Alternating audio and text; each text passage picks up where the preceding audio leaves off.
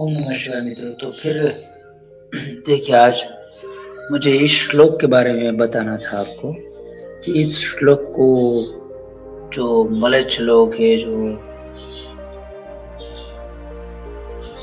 या तो अंध नास्तिक है, वो इस अर्थ का अनर्थ करते हैं और ये बोलते हैं कि यहाँ तो भेदभाव किया गया है, यहाँ स्त्री वैश्य शूद्र को पाप योनि, इन लोगों को पाप योनि बोल दिया है, जबकि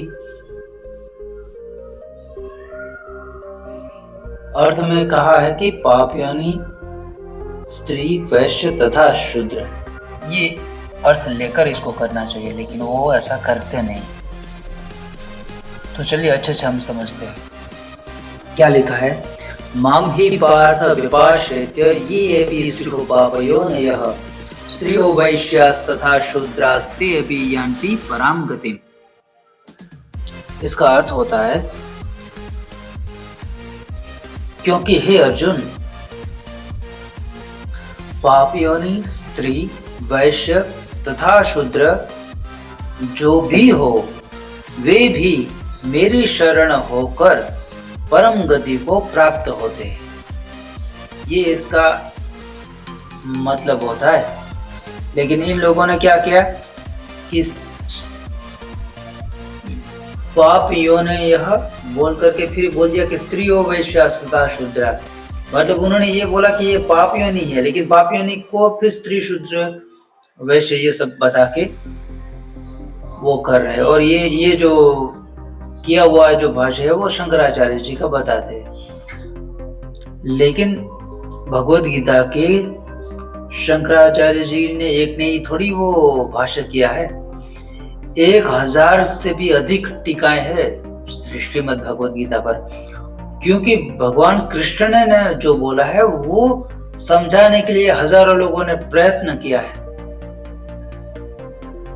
तो उसमें से एक शंकराचार्य जी है। तो ऐसा तो नहीं है कि फिर शंकराचार्य जी ही कोई भगवान कृष्ण से तो बड़े नहीं है।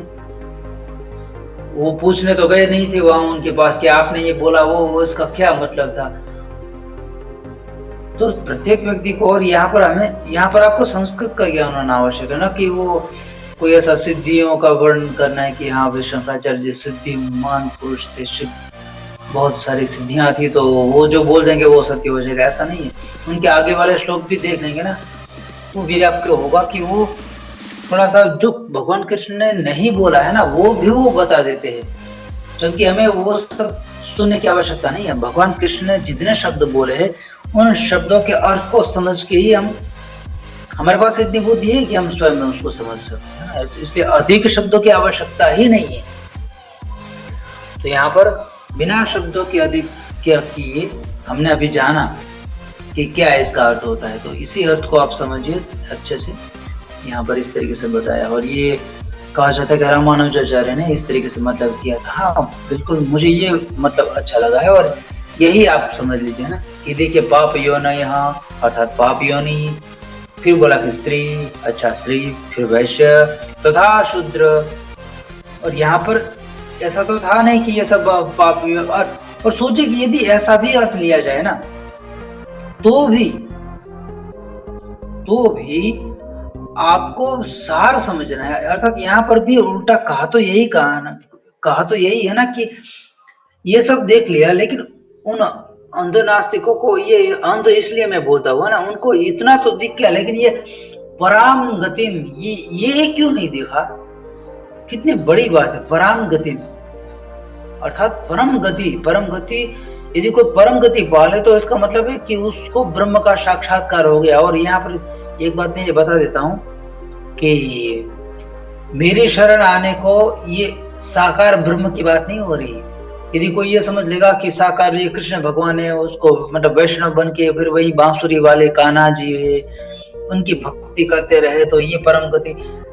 हालांकि ये साकार निराकार तो भजने की बात अवश्य है, लेकिन अगाऊ के इनसे पहले के जो श्लोक है ना, ये कौन सा है, ये 9वां अध्याय है।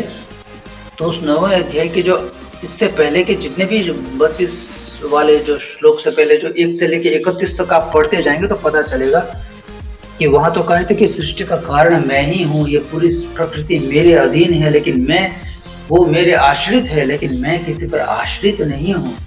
तो ये जो है बहुत उच्च कोटि की बात हो गई। और यहाँ पर पूरी प्रकृति से भी ऊपर जो ईश्वर ब्रह्म तत्व है, उस निर्गुण ब्रह्म से एक रूप होकर ही कोई ऐसी बात बोल सकता है। जब तक आप इस हार्ड मास वाला ये जो जन्म मृत्यु से बंधा हुआ ये जो पंच भौतिक शरीर है, उसमें स्थित होकर कोई ऐसी भाषा बोल ही नहीं सकता। ये भाषा आप तब बोल सकते हैं जब आप उस निर्गुण ब्रह्म की अवस्था में अवस्थित हो जाओ, तभी आप ये सब बोल सकते हो। तो भगवान कृष्ण अभी उस अवस्था में जाकर के ये सब बोल रहे हैं, इसलिए उनकी भाषा ऐसी बन गई है। और उसी में ही फिर बोलते बोलते ये भी कर देते हैं कि जो भी मेरी शरण आएगा, तो वो शरण वो ब्रह्म भाव वाली शरण है, उसमें जो भी जाता है तो फिर वो तो वही हो जाता है ना। जानत तुम ही होई जाई, जो तुलसीदास जी बोलते हैं। तो जो उसको जान जाता है वो खुद वही हो जाता है। एक जो बूंद है, वो बूंद समुद्र में जाती है तो वो बूंद खुद भी फिर सागर ही बन जाती है। तो फिर तो वही हो गया ना कि कोई स्त्री वैश्य शूद्र या पाप यानी पापी व्यक्ति भी हो, वो भी उस अवस्था को पा लेगा, तो वो भी फिर परम गति वाला ही हो जाएगा। ये भाव है यहाँ पर। और ये भी इसलिए स्त्री शूद्र वैश्य कहा, क्योंकि इन लोगों के बारे में तो उस समय भी तो सब बाकी लोग तो बोलते ही थे ना कि स्त्री शूद्र न दीयताम, और इनका वो संस्कार नहीं होता है, वो कौन सा, अरे वो कुछ संस्कार उनके लिए वर्जित बोले। फिर बोला कि उपनयन संस्कार इनका होता है नहीं, अरे इनको करने की जरूरत नहीं है, कुछ अरे वो तो सेवा करें ना। तो यहाँ पर इन सब का तो वो खंडन हो जाता है। भगवान कृष्ण तो बोलते हैं कि वो भी जब उस अवस्था में जाए, तो उस अवस्था में जाने के लिए भी तो दीक्षित होना पड़ेगा। ठीक है, उपनयन नहीं तो चलो वो मार्ग नहीं है, लेकिन फिर तंत्र मार्ग भी तो है। दीक्षित होना है, फिर उपनयन हो जाए, या सब आप उन लोगों को भी पढ़ेंगे ना जो ये उपनयन वाली बातें किया करते हैं, तो वो लोग भी ये मानते हैं कि उपनयन कर लेना या दीक्षित हो जाना, वो बस खाली ये मार्ग अलग है, लेकिन वो क्रिया एक ही हो जाती है, तो वो एक ही समझिए। तो दीक्षित होकर भी जो कोई साधना कर लेता है, साधना करके उस परम गति को पा लेता है, तो बस वो पा लेता है। वही अब सबका लक्ष्य वही है अंत में, है ना। कोई किसी जाति का हो, किसी वर्ण का हो, कुछ भी हो, सबका लक्ष्य परम गति को पाना है, और वो परम गति उसको जब प्राप्त हो ही जाती है, तो वो सारी बातें जो थी ना, वो भेदभाव वाली, उन सबका ऑटोमेटिकली खंडन हो जाता है कि भाई कोई भी हो, बिना भेदभाव किए परम गति सभी पा सकते हैं। और आश्रित होना है ना, आश्रित होना वो वही ब्रह्म भाव वाली स्थिति, ब्रह्म में हिरण्यगर्भ में अवस्थित हो जाना, ये अर्थ समझता हूं मैं। हिरण्यगर्भ में अवस्थित हो जाए कोई भी, तो वो परम गति को ही पा लेता है। तो आज के लिए अभी इतना ही।